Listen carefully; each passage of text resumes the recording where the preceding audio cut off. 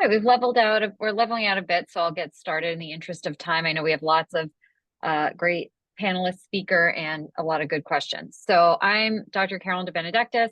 I am the chair of the APDR Roundtable Committee. I will also be the moderator for this session. The session is entitled The Radiology Match for Students, a Program Director's Perspective.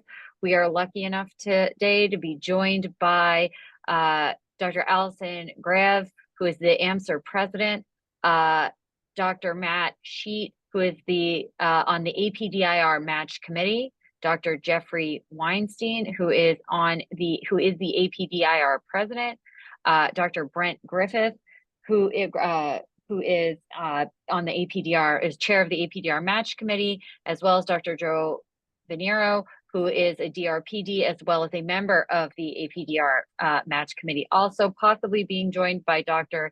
Anna Rozenshtein, who is a match committee member and a DRPD, but she is a bit detained at the moment. So I will promptly turn this over to Brent. He is going to give a presentation, and then followed by that, we will be addressing some questions that were pre-submitted, as well as some new questions. We ask that you put your questions. I'm not seeing a queue in the Q&A, please. So please put your questions in the Q&A as you have them during his presentation. So Dr. Griffith, take it away. All right, so let me share my screen. All right. Thanks again for joining us, and thank you to the APDR and to Carolyn for hosting this roundtable. So as Carolyn mentioned, I'm chair of the APDR Matching Plan Committee. I hope today's session will give you some insights into the upcoming interview season, and I'll try to keep my presentation relatively short so there's plenty of time for questions. So, all right, so in terms of what I'll discuss, I thought it'd be helpful to cover this past year's match data for both diagnostic radiology as well as IRDR for those people who have not seen it. Then I'll review some of the data with regards to geographic preference and program signaling from last year's match. And then finally, just briefly introduce the new Residency Explorer tool created by the AAMC. So first, applicant pool data from last year's match for diagnostic radiology. And you can see that for the first time in 4 years, the applicant pool decreased in number, down 7.6% amongst US graduates and 7.2% overall, to a total of 2,227 applicants. But even with last year's decline, the applicant pool was still up 22% from 2020 and 53% from 2015. Looking now at applications per applicant, so numbers decreased this past year, and they were down 3.7% for US graduates to an average of 74.8 applications per applicant. And you can see here that this is the first decline that we've seen since 2016. And then with the decreased applicant pool and decreased applications per applicant, we saw a little over a 9% decrease in applications per program, which lowered to an average of 859. But again, as you can see, despite that decline, applications per program are still up over 130% from 2015. So still lots of applications for programs to review. Now for IRDR, unlike diagnostic radiology, which saw the decrease in the applicant pool, IR's applicant pool increased again last year for a fourth consecutive year of growth, up 10.4% from 2023 and up 45% from 2020 to a total of 479.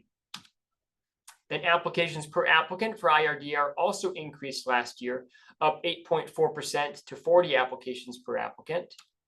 And finally, applications per program were also up, increasing 13.1% to an average of 186 applications per program.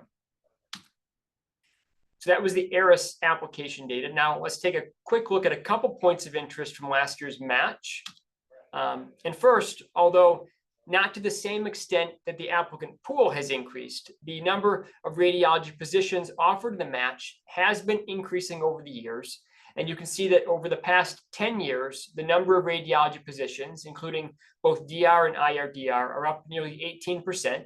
And just this past year, there was an increase of 13 diagnostic and 12 IRDR positions. And I expect that this growth will continue again next year.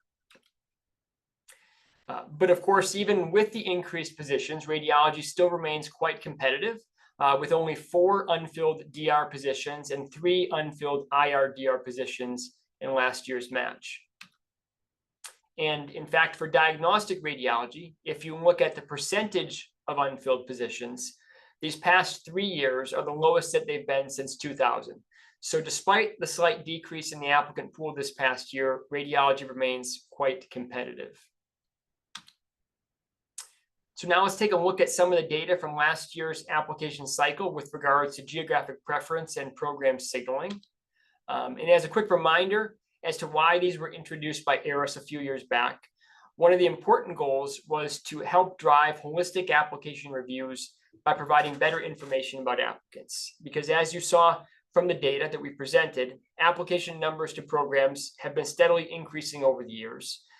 That's due to a combination of a larger applicant pool and increased numbers of applications per applicant. So as a result, it's become more and more difficult for programs to holistically review all applications.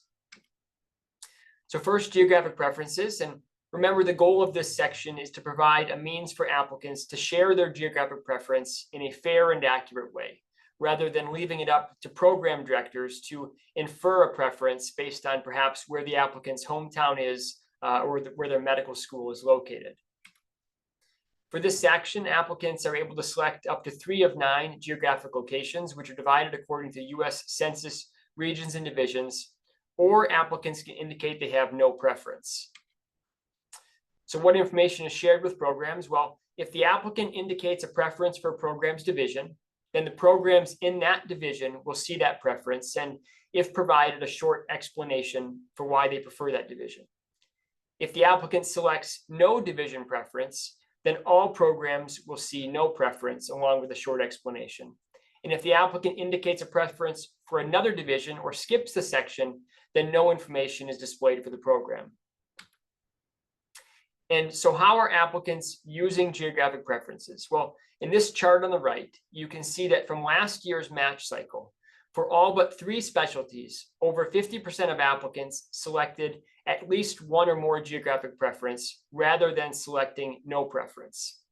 And for radiology, on the left here, a little over 3/4 of applicants actually listed 3 geographic preferences. And that may be due to the competitiveness of the match and applicants trying to increase their chances of being selected for an interview.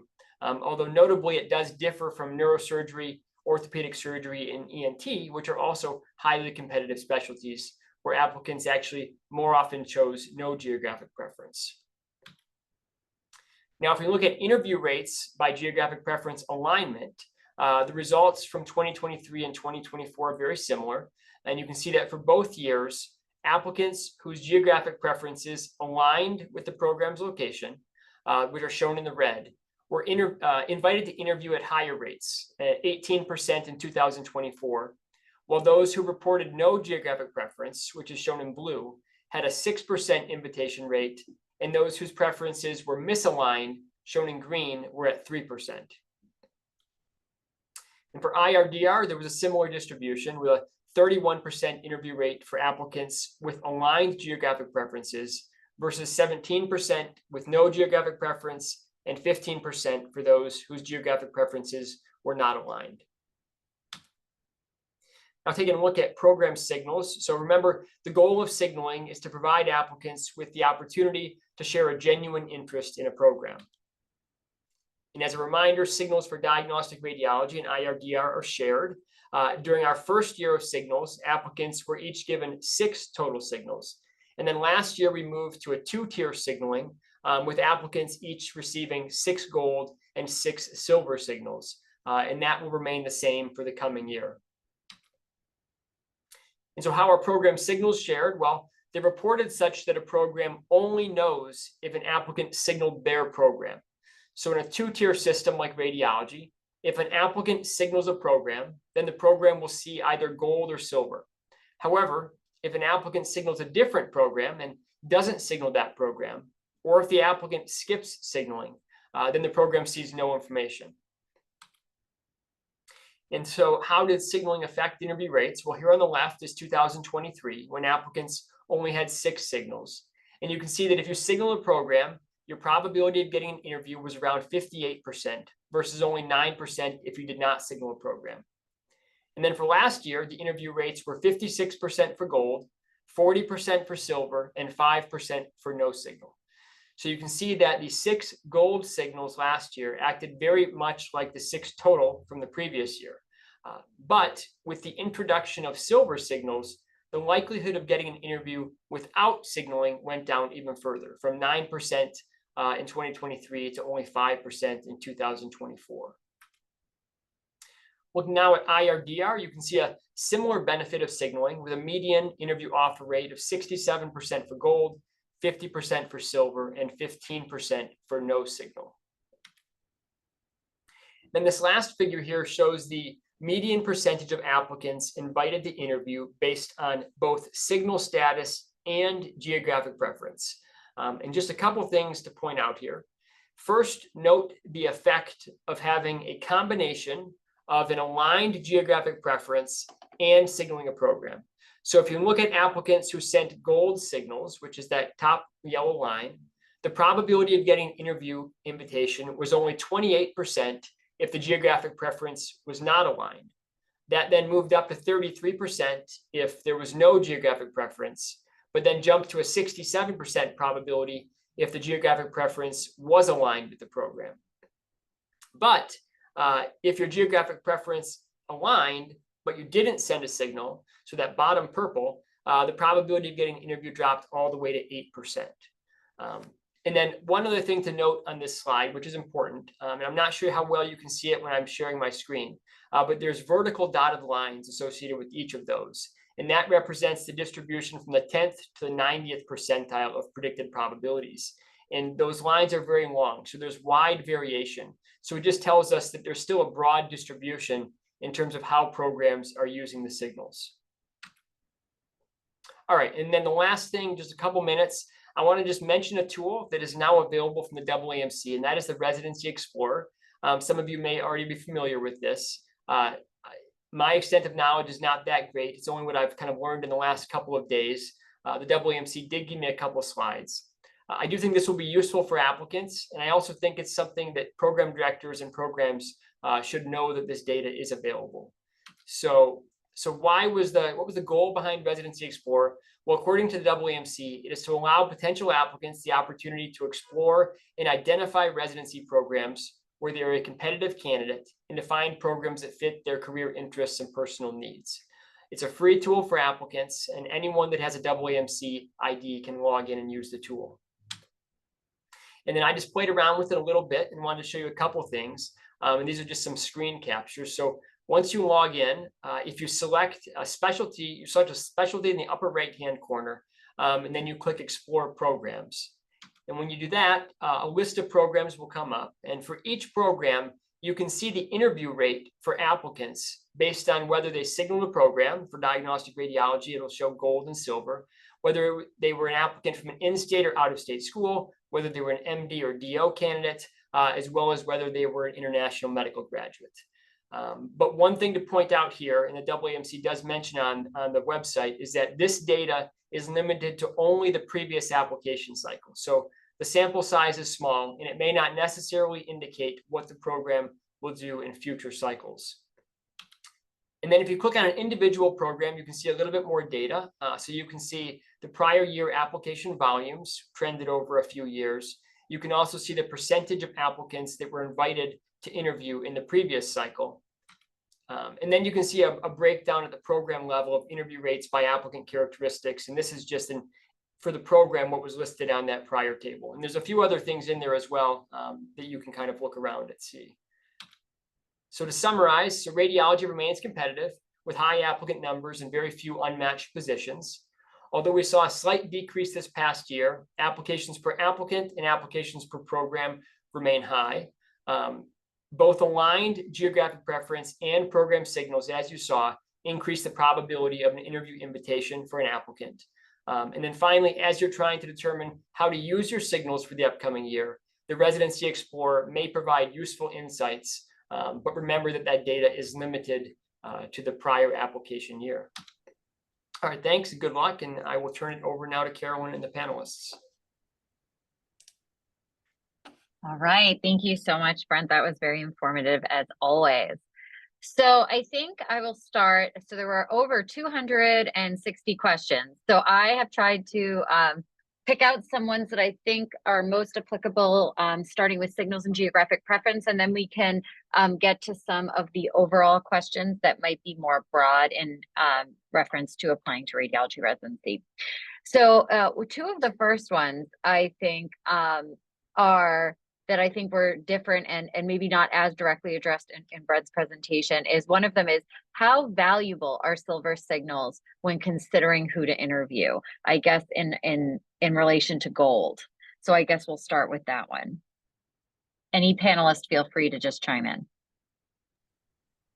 I mean, I could start. So, I think it depends on the program.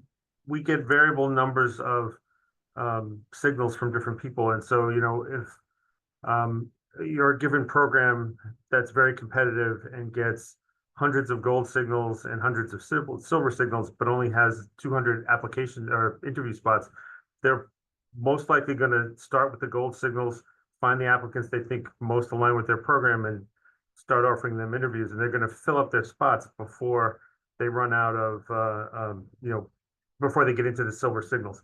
In my program, we got something like 200 signals total last year, about half and half, and we did about 150 interviews. And we went through that process, but we were able to go through all of the people who signal us with either kind of signal and fill up about 125 of those interview spots, and then started looking to other applications. So we, a total of almost 1,300 applications.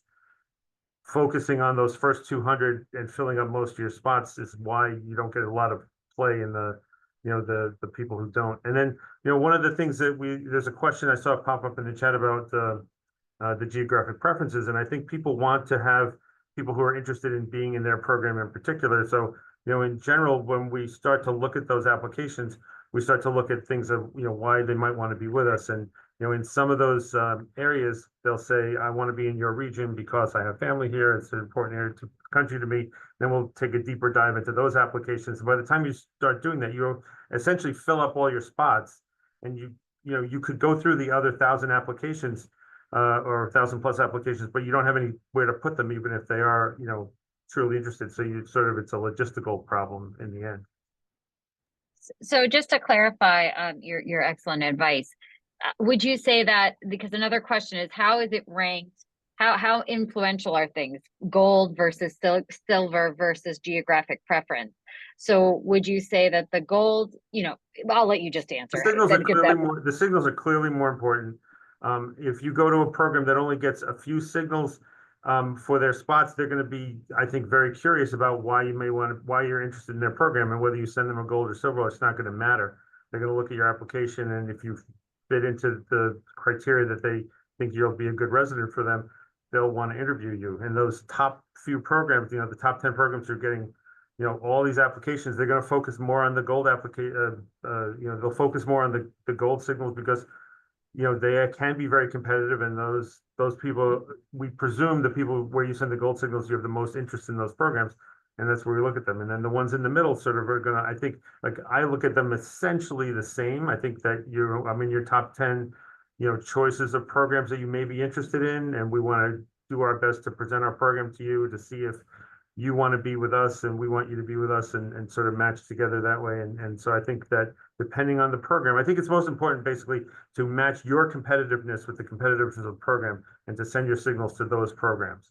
Because if you're if you have a relatively weak application and you send all your signals to the top 15 programs in the country, you're not likely to get an interview. But if you send them to some of the lesser competitive programs, you're significantly more likely to get an interview. And so you have to sort of gauge yourself in your strength in comparison to the programs you apply to. So I'm going to open this up. Thank you. I'm going to open this up to all the panelists. So essentially, yes, the signals are viewed first, but in programs that don't maybe get a lot of signals, would everyone say geographic preference is viewed very highly? Because it looks like, right from Brent's data, that very few people who don't signal programs get interviews at the programs. So where does geographic preference fit in? Because from that data, it was kind of hard to tell, and Brent, unless I missed the data about geographic preference in relation to that, where does geographic preference fit in? So I can speak a little bit about that. Coming from Wisconsin, which may not be everyone's top geographic preference, we certainly want to see people who are interested in exploring the Midwest, the northern central region. I think that for programs on the coast, it might not have the same influence. So again, I think a lot of it depends on the program. And this concept that Joe's talking about, where you're trying to match your application to the programs that fit, I think is really important. But for us, for sure, if you don't really have a compelling reason that you want to be in Wisconsin, we're kind of wondering. But that being said, it's a lovely place. So I encourage everyone to check out the Midwest. Excellent. Anyone else want to chime in on any of those questions that just came up in that last kind of sequence of questions? No, I think it's sort of just supply and demand, and as was already said, sort of matching your competitiveness. And programs, you have to think about programs. The only other piece of advice is that they're made up of people or groups of people. And so the psychology, we're trying to pick the best people for our programs as well, and want to match with people that want to be there. And that's very important. You can have a great application, but if you don't want to be in that location and we get that sense, then you'll be less competitive because we don't want to necessarily give a spot to someone who doesn't want to be there. So, so you have to keep in mind that there's a lot of pressure on us reviewing these applications to pick people that we think are legitimately interested and find a good match, just as there is stress on your end to find a program that best fits you. So I think I would just say that it goes both ways. And as was already said, you can imagine if you were a program director and you have a bunch of people giving you gold signals that are more than the number of spots that you have, then you'll pick from the people that wanted you gold, which is presumably the highest. If you don't have, let's say you had, I'm making up a number, 50 spots, and you only have 4 gold signals and a bunch of silver signals, you're probably going to pick from the golds and the silvers. And if the gold signal people are not qualified really to be in your program or not strong candidates, then you might pick silver signal people that were more qualified than over the gold people, right? So it just sort of makes sense if you sort of put yourself a little bit in, if you had to sort through all these applications, sort of what would you look at? And if you ask yourself that question, you can answer a lot of these questions just by doing that. Now, let's say you don't have enough gold and silver signals, then you at least pick people that are interested in your location that you think would take an interview. So I think that that's sort of the order of it. And if you think about it from our perspective, then you could sort of answer those questions yourself. Great. And I agree. I think the take home is that credentials and like your application will getting a signal, your application gets looked at, but if you are not on par with the requirements for that program, a gold is not going to necessarily guarantee you an interview from that point of view. So I think the advice that was given, I think, Brent said it, is to try to match, or whoever said it, match yourself with the requirements of the program, and use signals at programs you are matched with their requirements and qualifications and their competitiveness. Does that sound about right from that point of view? Yes. All right. And then I'm going to actually, since I had Jeffrey, I was going to say that another question was, talk about signaling and IR/DR. And if you're, applying DR, you're applying IR and things like that. Talk about the challenges. We had a lot of questions about that. And also to Matt as well. Yeah, I think Matt can also take that one. But I think that, signals, because we have fewer spots overall than in most cases, the DR programs are larger. They need more signals to fill all their spots. And so if you're a top program, again, if let's say you only have 2 or 3 spots and you have 50 gold signals, then at least, there's a chance that you might go through the gold signal folks first. But what we're looking for is very specific as well. And we might also want to diversify the applicants that we're looking at. So depending on how competitive the program perceives themselves to be, they might say these people are really, really qualified, and they seem to be from California, and their geographic preference is California, and I'm on the East Coast. Then actually, it's maybe not best for me to interview them. I might want to pick some of the silver folks or other folks that are down there. But I think the same number game goes down. I guess I wouldn't spend too much effort on the signal distinction, because some of this comes up to, I don't want to say luck, but it's the strength of your application, the program that you're applying to, and what the variables are for what they're looking for. And I don't know if that makes sense. Matt, do you have anything else to add for that? Yeah, everybody thinks about this. They're like, how do we play this game? How do I use these signals and do this? I recommend that they don't overthink it. I think the data kind of says what it Completely says. agree. Right. Yeah. You know, like, this is not a game. if you want to apply to IR, then you're going to need to use some signals, but you need to understand what's important to you. If you want to match an IR and an integrated program, and that is the most important thing to you, then you should use all of your signals on that if you are a good candidate for that and you're competitive. If you love one institution and you're going to apply to IR and you're going to apply to DR to assure you that you're at that location because of, you know, family or whatever, then you should obviously split up your signals. So I think it's not a game. The numbers speak for themselves. You have a almost 70% chance of getting an interview with a signal, and you have almost a less than 8% chance of getting an interview without a signal. So pick your top 12 and go with that, because it's going to give you the best outcome. Yeah, I think that's great. But Brent's data didn't quite show that. It showed that even though applicants are decreasing number, applications are increasing. So people really had not been taking that advice. But I think the data he showed that you're very low likelihood of getting an interview without a signal just shows that it's might be wasting time and money to apply too overly broadly, which I think is going to be one of our hold on one second, sorry, I hit the wrong button.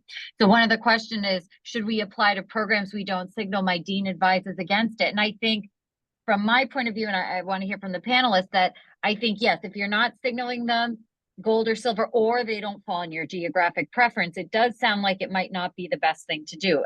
Everyone else chime in? Yeah, I mean, I think that you have a very low likelihood, but I think the important thing also is to remember that programs do use these signals differently. So some programs you rely on them a lot, other programs won't.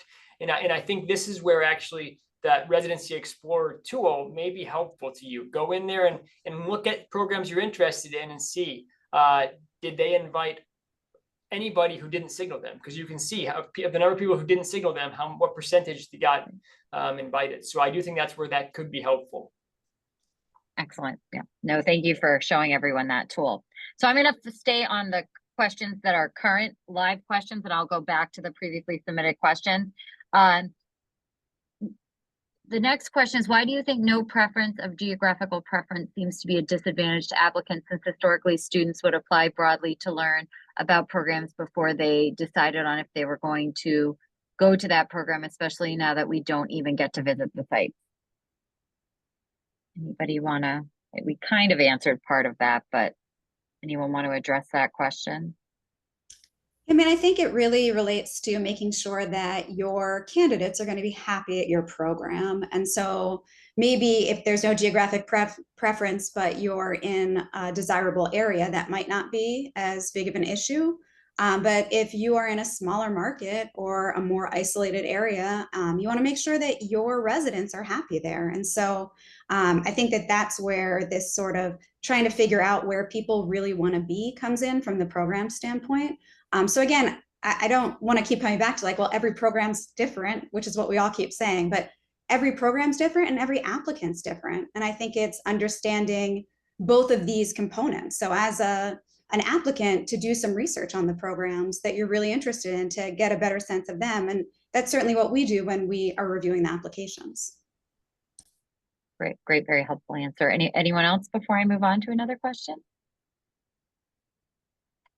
So in our pre-submitted questions, we had a lot of questions about being an IMG and applying. So I'm going to answer this next one. I'm going to submit this next one because I think there might be a lot of interest. As for IMGs with literally no geographic preference and willing to apply to as many programs, is it better to put any geographic preference nevertheless, or would it jeopardize their chances of those programs not in their geographic preferences? Would they be more likely to get more interviews with or without a geographic preference? I thought that was a great question. Anyone want to jump on that one? Does sound like they might be a great candidate to use that Residency Explorer. Yeah, I agree. I think that I don't know that you have to look at the statistics, I think, more closely, but I think it does kind of show that the probability of getting an interview is better if you say you want to go to a certain geographic location. The only thing is, and this is where I think it comes down to statistics, is that if you don't put that, so you may have a 31% chance of whatever it was if you're aligned with that geographic location. But if you don't list a specific preference, then there's all the locations potentially. So I don't know that those numbers, you can take that exactly as it is, but it does seem like there's more benefit to choosing 3 locations based on the data. Right, and Helpful. especially in combination with the signals. If you're signaling an area and choosing it as an area that you want to live in, you're more likely to be successful because those are the applications that I think are going to get looked at first. All right. No, great. Just so everyone feels like their questions were answered, there's another question that I think we kind of answered. I'm just going to read it off. And if anyone thinks it hasn't been answered, feel free to chime in. If the average number of programs per applicant was around 75 programs, yet programs tend to only look at gold and silver and then silver signals, and the rate of interview with no signal is quite low, what is the utility to applying to 75 programs? So I'm going to answer a little bit, is that was the whole purpose of putting these signals, right? Is because people were applying everywhere and no one knew, the program directors didn't really know who really wanted to go to their programs. So it actually makes the utility of doing that almost none. But anyone else want to kind of chime in on that one? I only think that, we didn't show the data, but there's a significant number of programs who don't get a lot of signals at all. And those are going to be the programs that are going to look at those pools of people and start to figure out who is willing to go to their sites and wants to be in their program. So that's the only place, that's where it becomes, I think it may be there may be a lot less utility in applying to more competitive programs without a signal than there is to applying to less competitive programs without a signal. And more utility to applying to programs that don't get many signals broadly versus ones that do. Right. Yeah, again, using that data that Brent told us about. Excellent. So it says, another question, 12 seems like a small, 12, so they're referring to signals, I assume, seems like a small amount, especially considering how many programs we are expected to apply to with such a small chance of receiving an interview. How many programs total do you recommend applying to? Or is it more of a gestalt based on kind of what we said and looking at the data? Anyone want to take that? Yeah, I think we've all kind of keep saying the same thing, which is like, it's about the applicant and the programs. And so if you are a high achieving applicant and you have a very specific place you want to go, that's a great place to spend your signals and maybe limit yourself to that geographic region. If you think that you're a less competitive applicant, use the data that's available that Brent showed us and decide, which programs you might want to apply to and use your signals in that way. I mean, I think that, again, this is where having good advising at your medical school is really important too, to help you kind of walk through this and, really have someone look at your application to try and decide where you may fall out in terms of competitiveness. Yeah, I would echo that too, completely. Yep. Go ahead, Matt. No, I agree. I think that the Residency Explorer has a potential to be a little bit of a game changer, to be honest. I think a lot of this data was not out there before, and you could not mine this data as a when you're looking for residencies. You just couldn't find it. So you had no idea. Now, I think you need to kind of focus in on programs that fit who you are as an applicant. If you are not deemed to be one of the top applicants, you probably shouldn't apply necessarily or signal all the top programs in the country, all around the place. So you have to kind of focus in on what makes most sense, what gives you the highest yield. I certainly don't recommend anybody that I talk to. Now, this is IR, smaller number of average applications. So it's around 40, 42 or something like that. I still don't even tell them to do that. I say the chances of that are low. You probably are good at 25.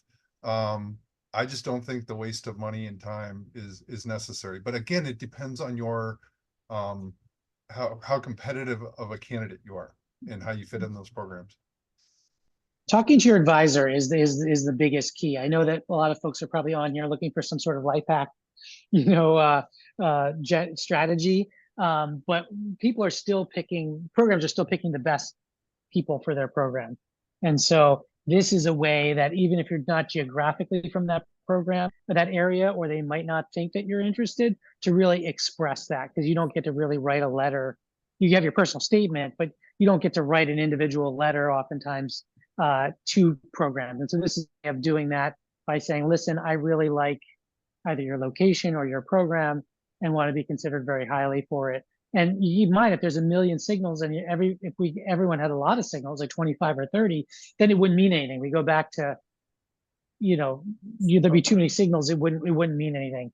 So again, to Matt's point, if you really want to be in a particular city for family or other reasons, or you want to be in a particular program and you're willing to go for DR or IR, but you really want to train there for whatever reason, giving the DR and IR programs a signal shows to the DR program that you're willing to give up one of your IR signals to go there. So it's very important to you. So it's just a way for you to communicate interest, but there's not really a hack.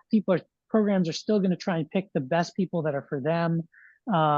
And your advisors are the biggest key. Because if you're a weak applicant, again, right, signaling those top programs, maybe it's more useful to signal programs that are more appropriate for you. And I think that will get you further. And yeah, that's about it. Yeah. Wonderful. So actually we touched on three other questions that are here that I'm going to piggyback off of. One, and because we touched on it last. So one was, do you advise applying to both the DR and the IRDR at the same hospital? Is it fine? And it sounds like the answer to that is yes. And if you really want to be at that hospital, to use your signal. Is that correct? How you'd answer that? I think so. Okay. I agree with that. Yes. Excellent. Excellent. All right. And then the other one, because this got brought up, is how important is it to personalize your personal statement for the programs that you are signaling? Because someone mentioned personal statement in there. I think that it's important if you have a really compelling reason, but having the last line being, I'm so interested in the program because of the excellent training I know I'll receive, doesn't really help. So I think that, again, it's about you as the applicant. I think that that's where it really helps. But otherwise, we know that we're just copy pasting the program name for each personal statement. Excellent. Excellent. And then this was touched on earlier when we talked about number to apply to and things like that. I guess there's some recommendation out there that you should rank that it's, so I'm going to read this. I've never heard of this 14 contiguous rank recommendation, but maybe some of the panelists have. With the use of 12 signals, do you think the previous benchmark of having 14 contiguous ranks will change? So I'm assuming that means that you should be ranking 14 programs. And I guess the question is that if you with using 12 signals, would you still do 14? I'm not fully understanding. Does anyone else fully understand that? I think what they're referring to is if you look at the charting outcomes in the match data from the NRMP, if you rank 14 programs, your chances of matching is a certain percentage chances of matching. And so I think that's what they're saying. I do expect that number will probably, signals are very new right now. So I think you may not see a lot of changes with that, but I expect that number may come down some, and so will the number needed to rank for programs to match. I expect now that you have applicants and programs that are really interested in each other, you're getting more of them to kind of coming together. You may see that come down. Yeah, I think the odds are if you get an interview at a program that you're interested in going to, you should rank them. And whether you stop it, I don't think it makes sense to stop at some arbitrary number because the odds, are worked in the past. Great. So one of these questions was, do you recommend to signal and apply to programs where you don't meet their board cutoff score? So I think the resounding answer from what everyone has said here is no. It is not worth using a signal. Is that because you're not meeting the criteria, the minimum criteria, not even their average criteria? What would others say? Yeah, I agree with that. I mean, I think that, again, programs are still going to pick the best people. This is just a way for you to say, I'm interested in your program, not do I get a pass to the next round or something. It's not like a golden ticket or anything. Yeah. Let's do one just because we'll end on the kind of close out the IRDR questions that I have right now. Do you get 12 IR and 12 DR or 12 for both? It is my understanding 12 for both, but I want to refer back to the APDIR guys. No, you Correct. You get so you get 12 total signals. Total, yeah. Total, yeah. Yeah, to be used for both, yeah. You can And use, and the reason we originally did that is just so that DR programs, again, if with the questions about applying to both, they would understand that you gave, especially if they knew that you applied to both, which a lot of programs end up knowing, even inadvertently, that you are that interested in that particular hospital that you gave a signal that you could have used an IR for DR.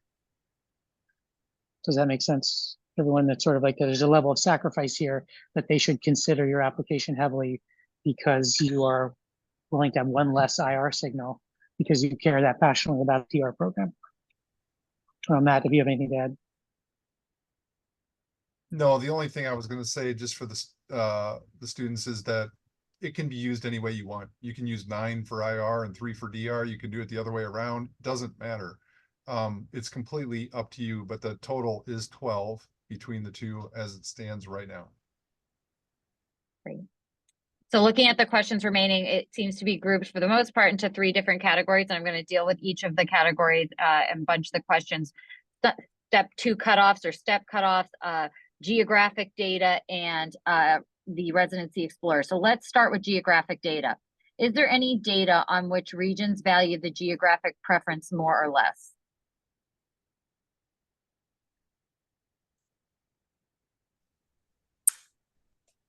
I don't know. And I'll read.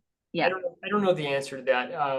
The data may be available if you look at so if you want to look at the statistics for this, if you go to the ARIS statistics, if you go to Google and your Google ARIS statistics, you can find kind of more information on this. I don't know though the answer to that question. Yeah, I've never seen that either. Okay. And then there was a follow-up question that conversely, can the data not be viewed as it is needed to apply to more programs to get yield outside of geographic preference and signaling, also taking into account the mean number of ranked programs, around 14-ish, for matched applicants in 2024?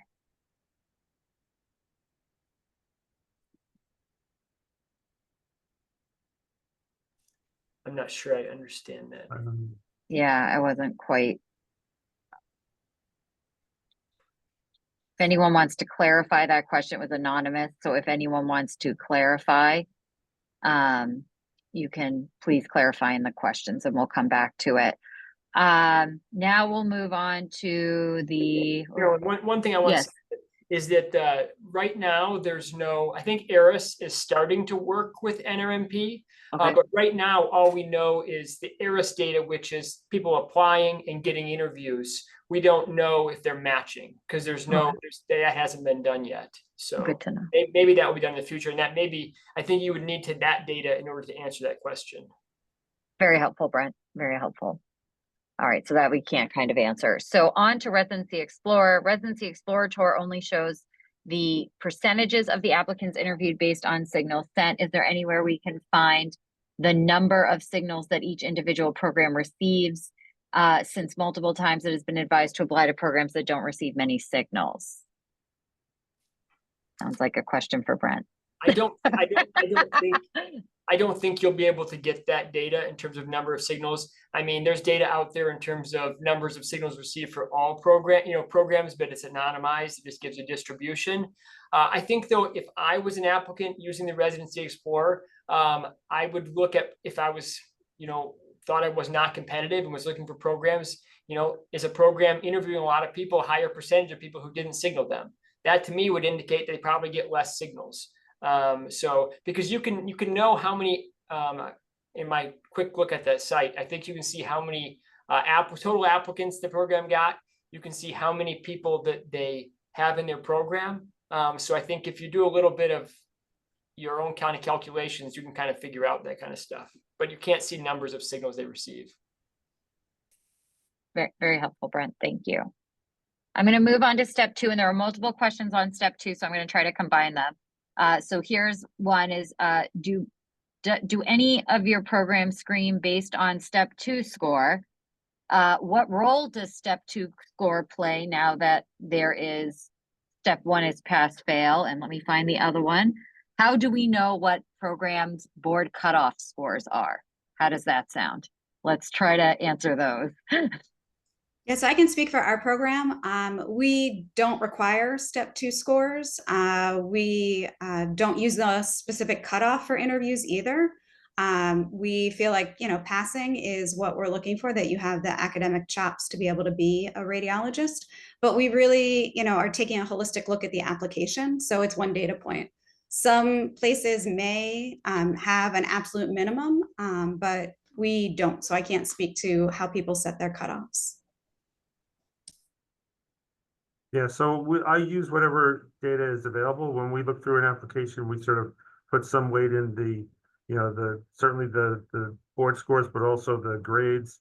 If we get any information about your performance overall in medical school, whether you've done some research, some teaching, some volunteering, and you have sort of a globally, well-rounded application.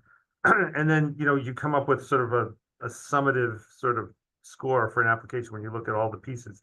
And then you want to look at how interested they are, how strong the letters are. There's a lot of pieces of it. It's just one piece of the puzzle. I mean, in general, if you have a poor score on step 2 and everything else is great, that's going to weigh less. But if, you have a poor score in step 2 and you're in the bottom half of your class and, your letters aren't super, but they're just sort of average, you're not going to float to the top of the pool. And so that's kind of, it just becomes a piece of the pie. There are certainly programs that have cutoffs. In general, if you've, failed core exams, we're going to look at your application later because unless there's some problem. But having said that, I've had residents who've, had failed an exam before. And so it doesn't eliminate you, but it makes your chances lower because there are so many strong candidates out there that we think are interested in, and are going to end up being sort of floating to the top of that pool. Thank you. That's great. I'm going to switch gears a bit and go back to the top because try to get some of these questions that have been waiting a while now that we grouped a bunch. I think this will be a quick answer. Are programs looking to transition to requiring standard letters of recommendation, standardized ones like the APDR, AR1 versus traditional freehand written letters of recommendation? I personally use the standardized letter because it allows me to compare students, which I think can be helpful because as my role dealing with medical students, I have 175 medical students every year. So it gives me that sort of ability. But I think for a lot of my faculty who write them, they only see certain medical students come through. So their ability to discern between medical students is less. And so for those people, I actually encourage them not to use the standardized letter because it really asks them to categorize based on percentages. And I think that if you're really just writing a letter of recommendation based on your interaction with that person, the non-standardized letter is a much stronger letter. Great advice. I think Yeah, great. I don't have a strong preference. I look at the standardized letter also has a component that's sort of freehand. And so I'll focus on that because everybody seems to be at the same magical percentage in most of the letters. Great. Anyone else? Another one is, what kind of reasons besides social support and family do you like to see in geographical preference description?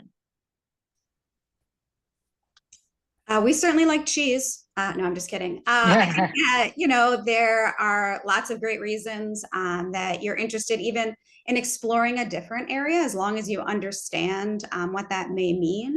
But yeah, I think that, if you really have a reason, put it in there. But be genuine because it comes out pretty quickly in the interview process when people have just said something in order to justify a region.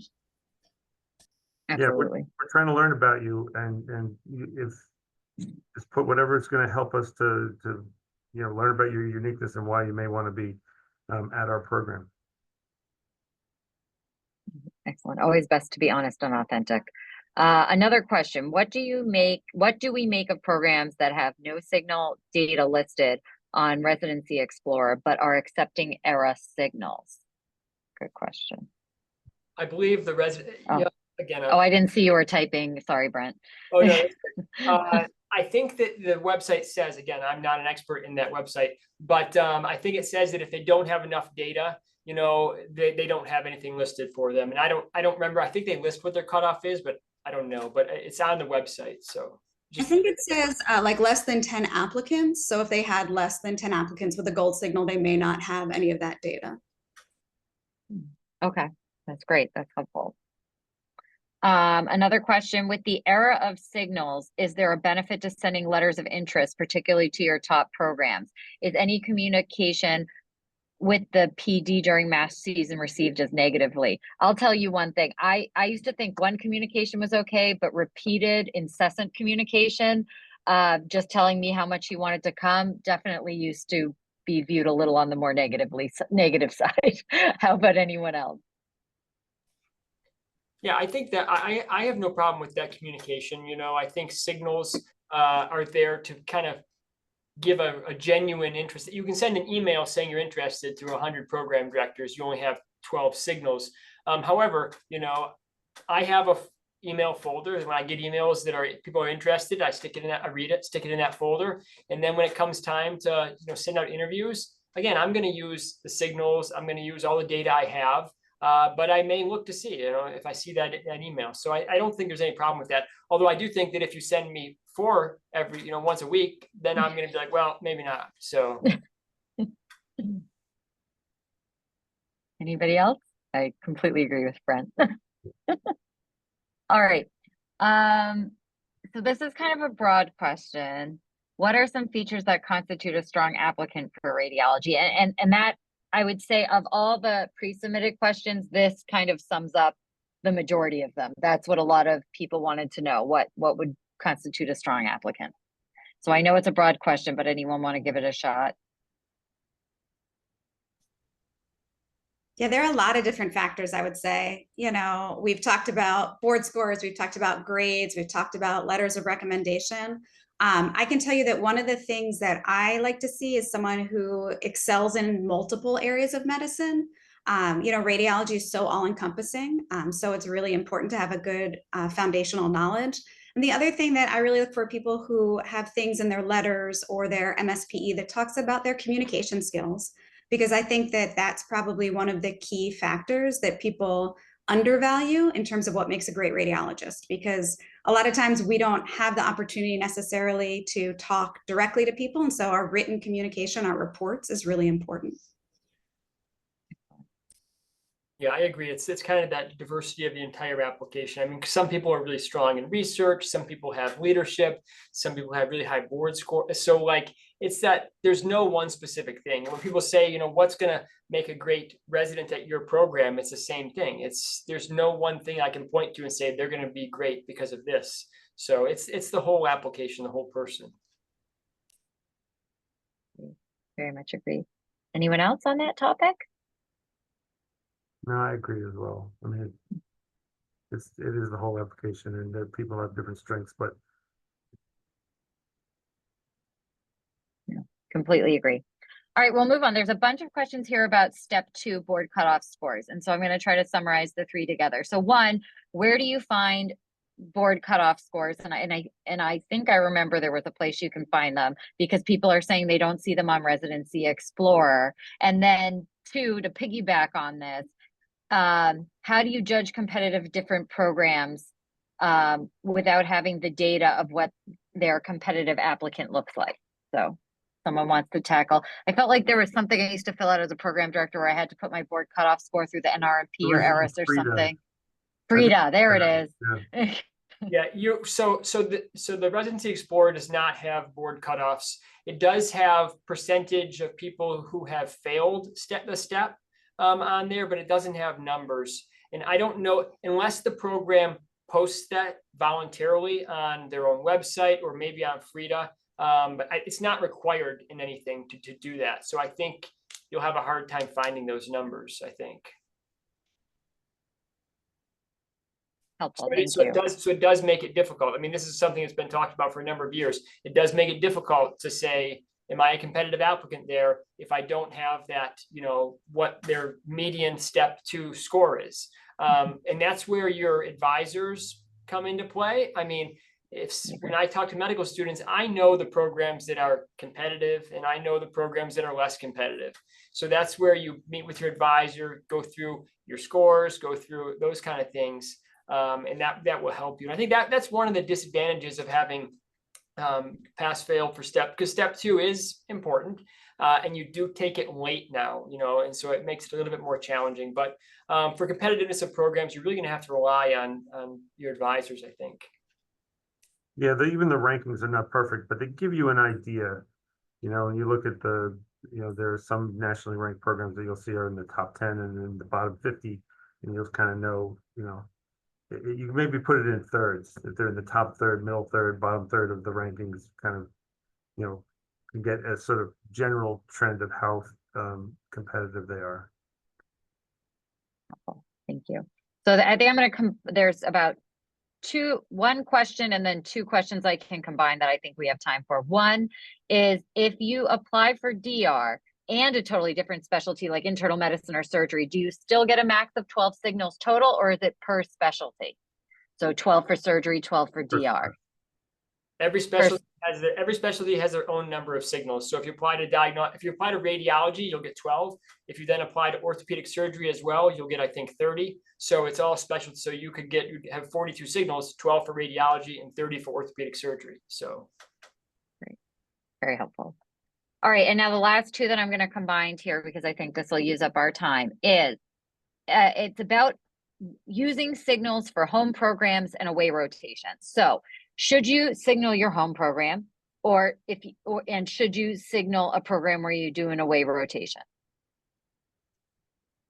The official answer is yes. You signal the 12 programs you're most interested in, whether it's your home program, somewhere you visited, or anything. That was one of the reasons why we ended up giving more signals overall, because it disadvantaged some programs, and so that's what you're supposed to do. That's the party line.